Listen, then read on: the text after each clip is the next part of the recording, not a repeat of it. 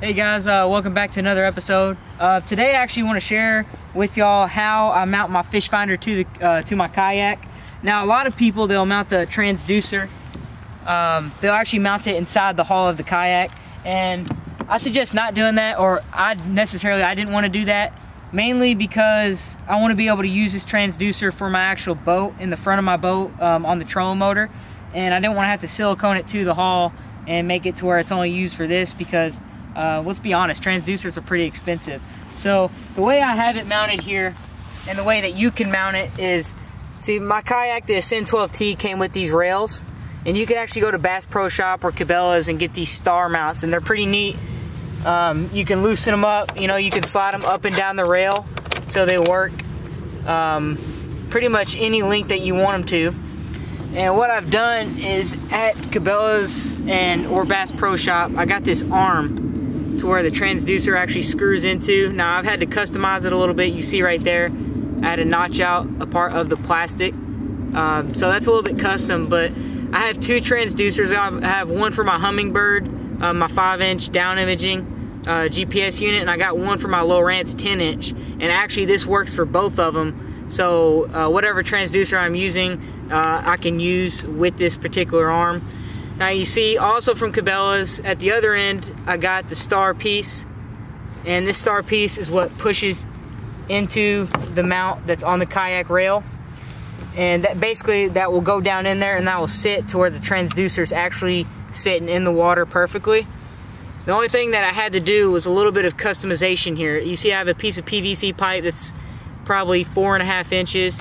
And the only reason why it's 4.5 inches is to get space off of the kayak itself, so it goes into the water, so I can easily pick it up and let it down. And that is just screwed together with 2 rubber washers, so it doesn't move on me.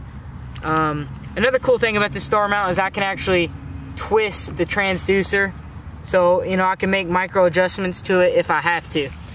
As far as that goes, the wire, I just run it straight into the back of my fish finder. Now as far as the actual fish finder itself, I have it mounted.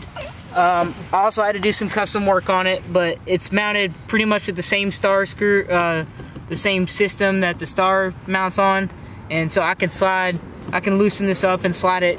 I can slide it up and down the rail if I have to make more leg space or whatever I have to do.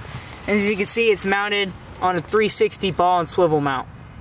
So this completely turns. I can tighten it, I can loosen it, I can raise it up and down if I have to.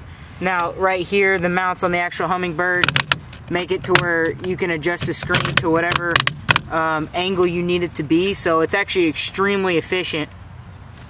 Next, I mounted that Humminbird 5 GPS basically to the faceplate. And so this faceplate actually fits my Lowrance 9 Ti, my 9-inch Lowrance, and it also fits my Humminbird if I have it. So that's extremely versatile right there. Going back, hardwire. The last wire you need for this is you need battery. So you need to be able to have the unit running off battery all the time. So that hardwire is in the back, and in the back of the kayak here, I keep it strapped down. I have my waterproof box. And I got my Wild Game Innovations 12-volt battery. It's a 20-hour battery, but that is in a watertight box, and that's how I run my fish finder set up on my kayak.